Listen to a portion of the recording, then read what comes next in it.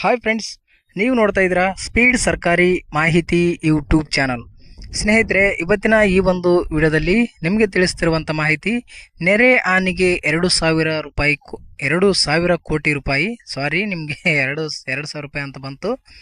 ಇಲ್ಲಿ ಸ್ನೇಹಿತರೆ 2,000 ಕೋಟಿ ಹಣವನ್ನು ಮಾನ್ಯ ಸಿದ್ದರಾಮಯ್ಯನವರು ಬಿಡುಗಡೆ ಮಾಡಿದ್ದಾರೆ. ರಾಜ್ಯದ ಮುಖ್ಯಮಂತ್ರಿಗಳಾದ ಸಿದ್ದರಾಮಯ್ಯನವರು 2,000 ಕೋಟಿ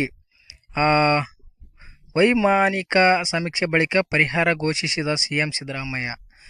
ಈ ರೀತಿಯಾಗಿ ಇಲ್ಲಿ 9 ಜಿಲ್ಲೆಯ ಅತಿವೃಷ್ಟಿ ಮಳೆಯಿಂದ, ಈ ಮುಂಗಾರು ಹಂಗಾಮಿನ ಮಳೆ ಹೆಚ್ಚು ಆದ ಕಾರಣದಿಂದ ಇಲ್ಲಿ 9 ಜಿಲ್ಲೆಯ ಒಂದು ರೈತರು ತುಂಬ ಪರದಾಡುವಂಥ ಪರಿಸ್ಥಿತಿ ಎದುರಾಗಿರುವಂಥದ್ದು. ಇಲ್ಲಿ ಕೆಲವೊಂದಿಷ್ಟು ಸಮೀಕ್ಷೆ ಆಗಿತ್ತು. ಮೊದಲನೇ ಹಂತದ ಸಮೀಕ್ಷೆ ಆದ ನಂತರ ಕೂಡ ಮತ್ತೆ ಅತಿ ಹೆಚ್ಚು ಮಳೆಯಿಂದ ಮತ್ತೆ ಪ್ರವಾಹ ಉಂಟಾಗಿರೋದ್ರಿಂದ ಇಲ್ಲಿ ತುಂಬ ಒಂದು ತೊಂದರೆ ಆಗಿದೆ. ಇಲ್ಲಿ ಹಾನಿಗೊಳಗಾಗದ ರೈತರು ಕೂಡ ಮತ್ತೆ ಅತಿ ಹೆಚ್ಚು ಮಳೆಯಿಂದ ಮತ್ತೆ ಹಾನಿಗೀಡಾಗಿರುವಂಥದ್ದು, ಬೆಳೆ ಹಾನಿ ಆಗಿರುವಂಥದ್ದು ಸಮಸ್ಯೆ ಎದುರಾಗ್ತಾ ಇದೆ. ಇಲ್ಲಿ ನೆರೆ ಹಾನಿಗೆ 2,000 ಕೋಟಿ ಬಿಡುಗಡೆ ಮಾಡಿದರೆ ಇಲ್ಲಿ ಎಲ್ಲೆಲ್ಲಿ ಸಮೀಕ್ಷೆ ಆಗಿದೆ ಅಂದರೆ, ವಿಶೇಷ ವಿಮಾನದಲ್ಲಿ ಕಲಬುರಗಿಗೆ ಬಂದು ಸಿದ್ದರಾಮಯ್ಯನವರು ಏರ್ಪೋರ್ಟ್ನಲ್ಲಿ 4 ಜಿಲ್ಲೆಗಳ ಸಚಿವರು ಮತ್ತು ಜಿಲ್ಲಾ ಅಧಿಕಾರಿಗಳ ಜೊತೆ ಸಭೆ ನಡೆಸಿಕೊಂಡು ಭೀಮಾ ನದಿ ಪ್ರವಾಹದಿಂದ ತತ್ತರಿಸಿರುವ ಕಲಬುರಗಿ ಮತ್ತು ಯಾದಗಿರಿ ಮತ್ತು ಕಿತ್ತೂರು ಕರ್ನಾಟಕದ ವಿಜಯಪುರ ಹಾಗೂ ಮಾಂಜ್ರಾ ಮಹಾಪೂರದಿಂದ ಸಂಕಷ್ಟಕ್ಕೆ ಸಿಲುಕಿದ ಬೀದರ್ ಜಿಲ್ಲೆಯಲ್ಲಿ ಮಂಗಳವಾರ ಕಂದಾಯ, ಕೃಷಿ ಹಾಗೂ ಆಯಾ ಜಿಲ್ಲೆಯ ಉಸ್ತುವಾರಿ ಸಚಿವರ ಜೊತೆ ಒಂದು ಸಭೆ ನಡೆಸಿದರು. ಅದೇ ರೀತಿಯಾಗಿ ಕಲಬುರಗಿ ಸೇರಿ ಕಲ್ಯಾಣ ಕರ್ನಾಟಕ ಪ್ರವಾಹ ಪೀಡಿತ ಪ್ರದೇಶಗಳಲ್ಲಿ ಸಿದ್ದರಾಮಯ್ಯನವರು ಕೂಡ ಒಂದು ಸಮೀಕ್ಷೆ ಸ್ವತಃ ತಾವೇ ಮಾಡಿದರು. ಅದೇ ರೀತಿಯಾಗಿ ಮಹಾರಾಷ್ಟ್ರ ಸರ್ಕಾರ ಅಕ್ರಮ ಯೋಜನೆಗಳ ಮೂಲಕ ನೀರು ಹಿಡಿದಿಟ್ಟುಕೊಂಡು ವಿಪರೀತ ಮಳೆಯಾದ ಸಂದರ್ಭದಲ್ಲಿ ಅಣೆಕಟ್ಟೆಗಳಿಂದ ಹರಿಸುತ್ತಿರುವುದರಿಂದ ಭೀಮಾ ನದಿಯ ಪ್ರವಾಹ ಉಂಟಾಗಿದೆ. ಜನರಿಗೆ ತೊಂದರೆಯಾಗುತ್ತಿದೆ. ನಮ್ಮ ಪಾಲಿನ ನೀರು ಸರಿಯಾಗಿ ಸಿಗುತ್ತಿಲ್ಲ. ಕೋರ್ಟ್ನಲ್ಲಿ ವ್ಯಾಜ್ಯ ನಡೆದಿದೆ. ಇತ್ಯರ್ಥ ನಂತರ ಮುಂದಿನ ಹೆಜ್ಜೆ ಇರಿಸಲಾಗುವುದು ಅಂತ ಕೂಡ ಸಿದ್ದರಾಮಯ್ಯನವರು ಹೇಳಿರುವಂಥದ್ದು ಸ್ನೇಹಿತರೆ.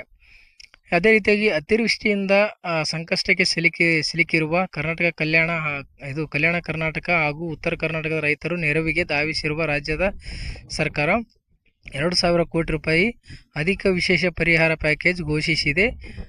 ಕೇಂದ್ರ ಸರ್ಕಾರ NDRF ನಿಯಮದಂತೆ ಪರಿಹಾರ ಜತೆಗೆ ಹೆಚ್ಚುವರಿಯಾಗಿ ರಾಜ್ಯ ಸರ್ಕಾರ ಎಕರೆಗೆ 8,500 ರಾಜ್ಯ ಸರ್ಕಾರ ಕೊಡುತ್ತೆ. ಅದೇ ರೀತಿಯಾಗಿ ಕೇಂದ್ರ ಸರ್ಕಾರ ಕೂಡ ಒಂದು ಕೈ ಜೋಡಿಸುವಂಥ ಕೆಲಸ ನಡೆದಿದೆ ಸ್ನೇಹಿತರೆ. ಒಟ್ಟು ಇಲ್ಲಿ ಕೇಂದ್ರ ರಾಜ್ಯ ಎಷ್ಟು ಕೊಡುತ್ತೆ? ರಾಜ್ಯ 8,500 ಕೊಟ್ಟರೆ ಮತ್ತು ಕೇಂದ್ರ ಸರ್ಕಾರ ಕೂಡ 8,500. ಈ ರೀತಿಯಾಗಿ ಒಂದು ಬೆಳೆ ಹಾನಿ ಪರಿಹಾರ ನೀಡಲಿಕ್ಕೆ ಮುಂದಾಗಿರುವಂಥದ್ದು ಸರ್ಕಾರಗಳು. ಹಾಗಾಗಿ ರಾಜ್ಯ ಮತ್ತು ಕೇಂದ್ರ ಜೊತೆ ಸೇರಿ ರೈತರಿಗೆ ಒಂದು ಪರಿಹಾರ ಹಣವನ್ನು ಅವರವರ ಖಾತೆಗೆ ನೇರವಾಗಿ DBT ಮುಖಾಂತರನೇ ಅವರ ಖಾತೆಗೆ ಬರುವಂಥದ್ದು ಸ್ನೇಹಿತರೆ.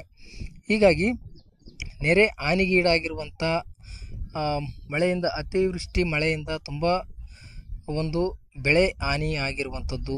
8 ಲಕ್ಷ ಅಥವಾ 10 ಲಕ್ಷ ಹೆಚ್ಚುವರಿ 10 ಲಕ್ಷ ಮೇಲ್ಪಟ್ಟಂಥ ಒಂದು ಭೂಮಿ ಹಾಳಾಗಿದೆ. 10 ಲಕ್ಷ ಹೆಕ್ಟೇರಿನ ಒಂದು ಭೂಮಿ ಮಳೆ ಪ್ರವಾಹದಿಂದ ಒಂದು ತೊಂದರೆಗೀಡಾಗಿರುವಂಥದ್ದು ಸ್ನೇಹಿತರೆ.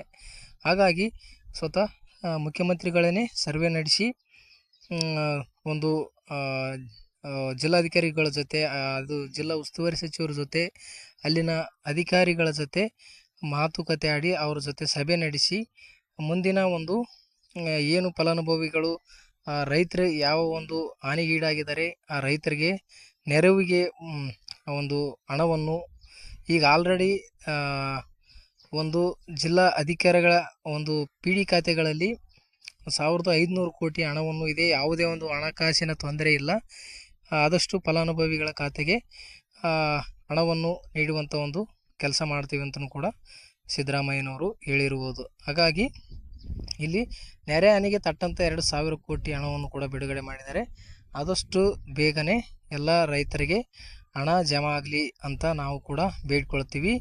ಹಾಗೆಯೇ ಈ ವಿಡಿಯೋ ನೋಡ್ತಾ ಇರುವಂಥವ್ರು ದಯವಿಟ್ಟು ಇನ್ನೊಂದು ವಿಶೇಷವಾದಂಥ ಮಾಹಿತಿ ಇದೆ ಸ್ನೇಹಿತರೆ, ಅದನ್ನು ಕೂಡ ತಿಳಿಸಿಕೊಡ್ತೀನಿ. ಸಬ್ಸ್ಕ್ರೈಬ್ ಮಾಡಿಕೊಂಡು ಪಾಸ್ ಬರುವಂಥ ಬೆಲ್ಲೈಕನ್ ಮೇಲೆ ಕ್ಲಿಕ್ ಮಾಡ್ಕೊಳ್ಳಿ, ಆಲ್ ನೋಟಿಫಿಕೇಷನ್ ಅಂತ ಸೆಲೆಕ್ಟ್ ಮಾಡ್ಕೊಳ್ಳಿ. ಇನ್ನೊಂದು ವಿಶೇಷವಾಗಿ ಬೆಳೆ ಪರಿಹಾರ ಪಡಿಬೇಕಂತಂದ್ರೆ ಕೆಲವೊಂದಿಷ್ಟು ನಿಮ್ಮ ಹತ್ರ ಒಂದಿಷ್ಟು ನಿಯಮಗಳಿದೆ. ಆ ನಿಯಮ ನೀವು ಪಾಲಿಸಿದರೆ ಮಾತ್ರ ಬೆಳೆ ಪರಿಹಾರ ಬರುತ್ತೆ ಸ್ನೇಹಿತರೆ. ಅದು ನೆಕ್ಸ್ಟ್ ವಿಡಿಯೋ ಬರುತ್ತೆ.